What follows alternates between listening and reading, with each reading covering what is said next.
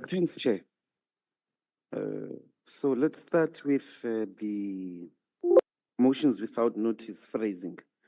It seems to me the original idea, and Karen can confirm this, but in the old rule, the rule that we are amending, a motion without notice must have the prospect of being adopted, or it must have the prospect of a decision. That is a numbers game by and large. So we don't need to use these phrases. We can be direct about it. Because the rule before this 9th edition, if you recall, you would have to oppose it in the House itself. There was no prior mechanism. Then we introduced this prior mechanism by 10 o'clock, and then if the parties say no, blah, blah, blah. But in that mechanism, what you are really doing is testing the a priori. It's bad, but it's okay. We did that even then. We totally disagree. But you are trying to have a numbers game. So you're testing whether the motion will have the prospect of a decision. So I would say be direct that parties representing, at least don't make the rule for now. You might have parliament that is hung by 10% across the board. You might have parliament that is hung by a different number than what we have now.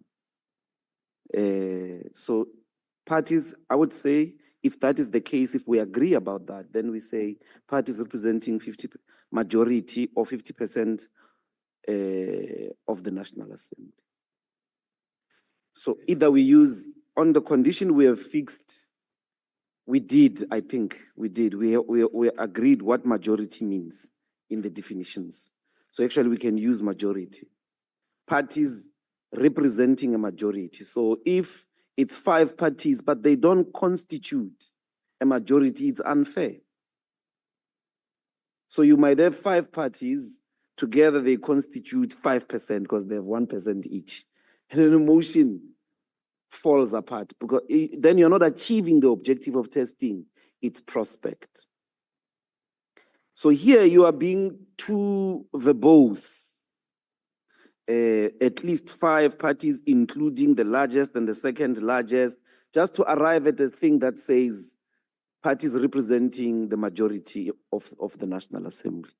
So I would say phrase it like that. That is my proposal. Otherwise, the section 89 panel new proposal, it's actually very fine for that extension to be granted. We are fine with that, including those things of removing members of parliament. Must state our objection there. They are wrong, those things of removing members of parliament. I can't remember. And then the last one is the content of section 89. It's not part of what is referred to us. So we're a subcommittee. We don't actually deal with matters that don't come from the Rules Committee.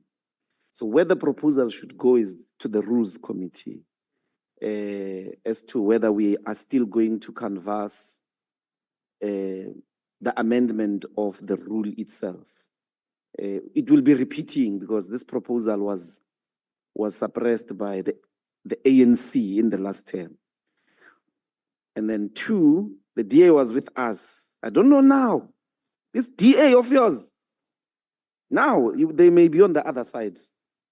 But I agree 100% with Honorable Mani. Fortunately, it's in the Constitutional Court.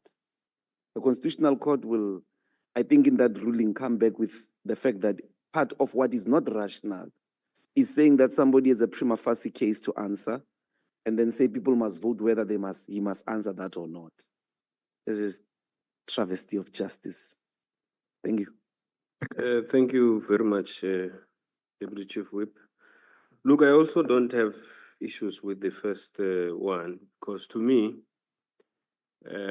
whether you start with parties that will make 50% plus or not, there is an opportunity in the House when it's rejected or it's opposed to test those numbers again in the House.